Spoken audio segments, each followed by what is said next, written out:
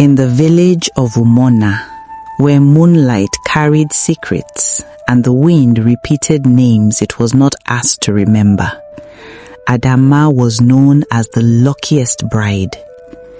She married Obina, a man with strong arms, smooth words, and laughter that filled courtyards like festival drums. On the day she entered his compound, elders slaughtered a goat and women sang praises, saying she had married a man whose shadow was respected. Yet, even as palm wine spilled and kola nuts were broken, Adama noticed something odd. Another woman stood beside Obina, closer than custom allowed, tying his wrapper and wiping sweat from his brow as though she had done so all her life. That woman was Nkiru, Obina's female best friend, as he called her with a careless smile. The elders laughed it off, saying children of the same soil could be close like siblings. But the old palm tree near the shrine creaked loudly, as if disagreeing. Adama felt a strange chill settle in her chest, but she swallowed it like bitter medicine. After all, a new wife must not question joy too early, and so she entered her marriage believing she was the center of her husband's world, unaware that she had merely stepped into the outer ring of a circle already complete. Marriage taught Adama many things: how to wake before dawn, how to cook egusi the way Obina liked it, and how to smile even when questions burned her throat. Obina was kind yet distant, often leaving home with excuses tied together like loose knots. If Adama asked where he was going, he said Nkiru needed help at the market, or Nkiru was sick, or Nkiru had a dream that troubled her spirit. Each time, Adama nodded, though her heart beat faster than village drums during masquerade season. Nkiru moved freely in the house, opening pots, rearranging calabashes, and correcting Adama as though she were the visitor. She knew where Obina hid his money and which nights he preferred silence. At night, when Obina slept deeply, Adama sometimes saw two shadows on the mud wall, hers and another that did not belong. The elders said spirits lived among humans, but Adama never imagined betrayal could also walk so quietly. It was beneath the ancient Iroko tree that Adama first heard the whispers. Women returning from the stream fell silent when she approached, their eyes sliding away like guilty children. One evening, an old widow named Mama Ogechi called Adama aside and pressed a wrinkled hand into hers, asking if she knew the truth about her husband. Before Adama could ask what truth, the widow shook her head, fear flickering in her eyes, and warned her that some marriages were built on borrowed ground. That night, Adama could not sleep. Obina returned late, smelling of another hearth, and muttered Nkiru's name in his dreams. The walls seemed to close in, and the silence roared louder than thunder. Adama realized then that ignorance was no longer protection but a curse, and she began to watch, to listen, and to gather pieces of a story she was never meant to hear. During the annual masquerade festival, truth danced closer to the fire.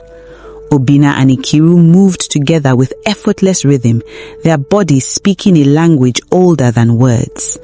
When Adama tried to join her husband, Nkiru gently but firmly pushed her aside, laughing as if it were play.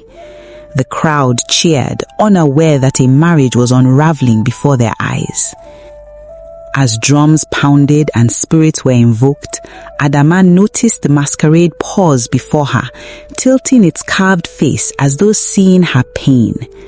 Later, an oracle woman pulled Adama aside and whispered that some women wear crowns in daylight and chains at night. The word struck her like a slap, and Adama knew then that her place in Obina's life was not what the marriage lights had promised.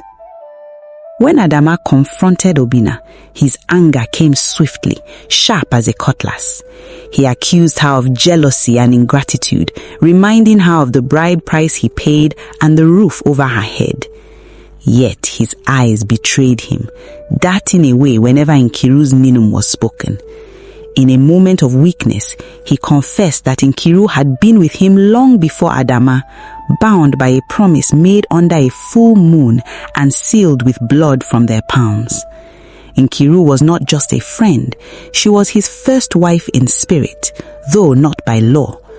The revelation shattered Adama's understanding of marriage, exposing it as a web of lies spun carefully to keep her obedient.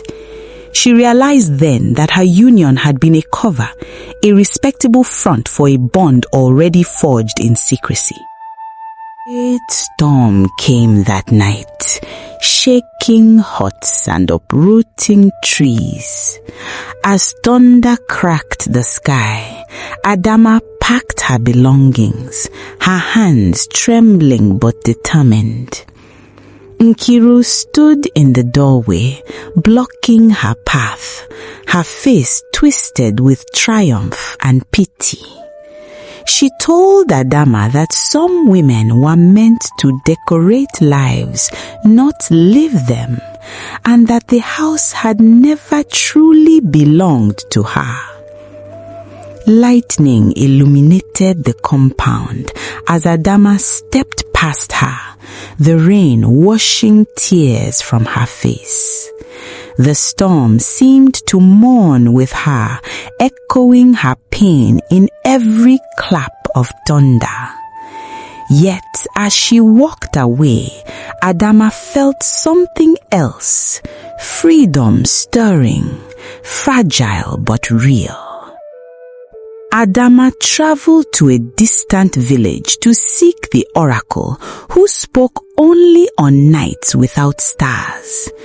There, she learned that her marriage was cursed from the beginning, built on deception and imbalance. The oracle revealed that Nkiru's hold over Obinna would one day consume him, leaving him empty and restless, forever chasing a love that could never be satisfied. The oracle told Adama she was not weak for living, but strong for surviving. She was warned never to return, for some fires only burn brighter when fed. With new understanding, Adama felt her pain transform into resolve, her heart mending itself with threads of truth. Back in Umuna, Obinna's life began to crumble. Nkiru's demands grew heavier, her jealousy fiercer, and the village that once admired them began to whisper openly. The same elders who laughed at their closeness now shook their heads, saying imbalance always demands payment. Obinna wandered like a lost spirit, haunted by Adama's absence and Nkiru's control. His home became a battleground, filled with shouting and silence in equal measure.